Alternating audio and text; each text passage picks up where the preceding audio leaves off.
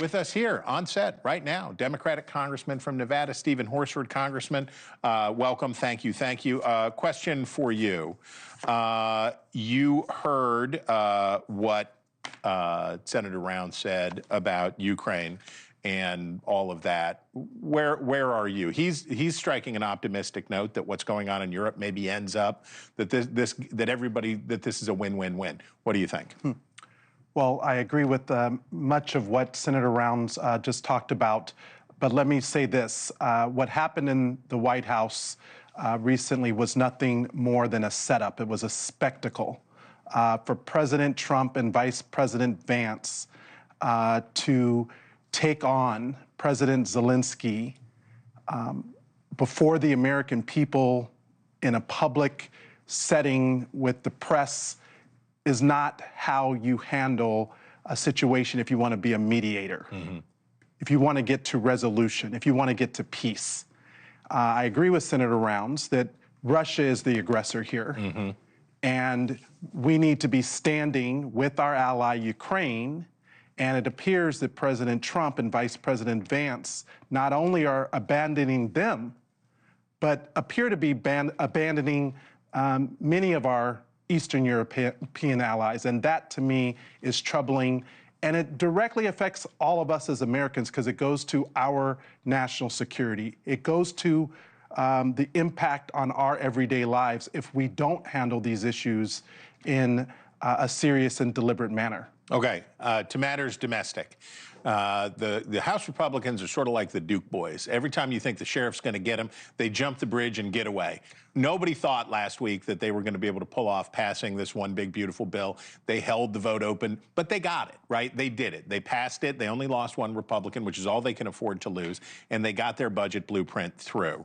Are they going to be able to pull this off? Just if you take off your Democrat hat and put on your analyst hat, are they going to be able to get this through back in the Senate and keep pulling this off? No. No. So that's a no. It's not a big, beautiful bill. It's the Screw America bill. Yep. And let me tell you why. Okay. Let me tell you why.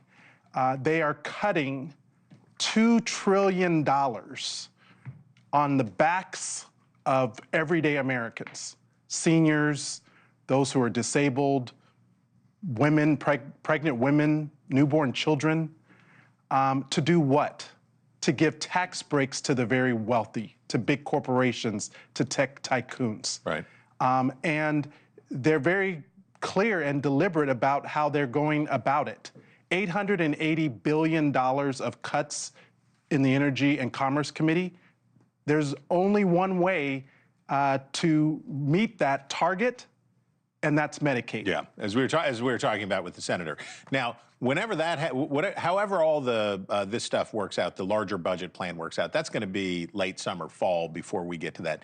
Next week, though, they got to do it again. And next week, they got to do it on a continuing resolution. They have a long track record of not being able to do this with Republican votes because Republicans don't vote for, a lot of Republicans say they're not going to vote for any continuing resolution. They're in the majority. It's their responsibility. So would you help if they need to? It's not my job to pass their bill. Oh.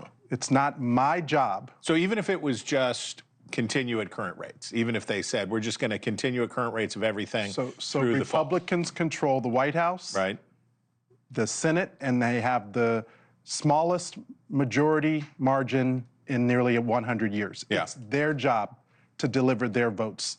We will follow Leader Jeffries.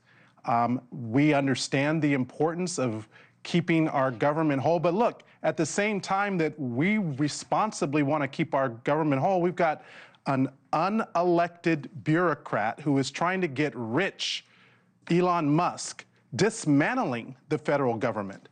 Thanks for watching.